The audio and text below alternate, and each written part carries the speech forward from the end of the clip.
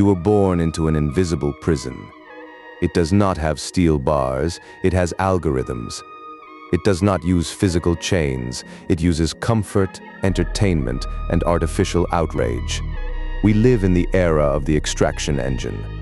The modern world is not designed to help you succeed. It is a highly engineered casino designed to harvest your most valuable, non-renewable asset, not your money, your kinetic energy, your attention. If you want to understand the psychology of the top 0.01%, you must accept a dark, unforgiving truth. Society is a game of mass pacification, and you are currently losing. To escape, you must understand the concept of the spectacle. The masses have been reduced to mere spectators in their own lives. They sit in the dark and watch other people build empires, fight battles, and make history on glowing screens. They outsource their joy, their anger, and their purpose to digital avatars and news cycles.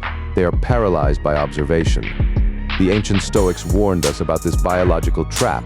Seneca wrote that life is long enough if you know how to use it, but we squander it on pointless trivialities. Today, those trivialities are weaponized. Every time you react to a headline, obsess over a trend, or argue with a ghost on the internet, you are bleeding kinetic energy. You are powering the spectacle while your own life withers into irrelevance. The elite do not participate in the spectacle. They operate on the mathematics of asymmetric energy allocation. In game theory, you never invest capital into an asset that has a guaranteed negative return, yet the average person invests 80% of their emotional capital into things they have absolutely zero control over. They rage at the weather, the economy, and the opinions of strangers. This is psychological bankruptcy. The master understands the absolute dichotomy of control. If a variable is outside your direct physical influence, it does not exist. It is a phantom. You must withdraw every ounce of your emotional currency from the external world and reinvest it entirely into your own execution. This is not selfishness, it is the ultimate act of self-preservation. You must also master the thermodynamics of sacrifice. The modern lie is that you can have greatness without friction.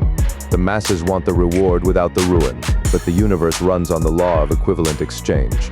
You cannot get something for nothing. Comfort is the anesthesia of the dying soul. The top 1% know that pain is the only authentic currency in a fake world. When you subject yourself to voluntary suffering, when you wake up in the dark, when you push your physical limits, when you endure the brutal isolation of deep work, you are paying the toll that the universe demands for greatness. You are transmuting physical friction into psychological iron. While the masses run from discomfort, the master actively hunts it. They know that the fire that burns the weak is the exact same fire that forges the strong. We must also confront the true nature of time. You act as if you have an infinite supply of tomorrows. You are operating under the delusion of immortality. The Stoic practice of Memento Mori, remembering death, is not a morbid obsession. It is a tactical weapon. It is the ultimate deadline. The 0.01% look at the clock and see a countdown.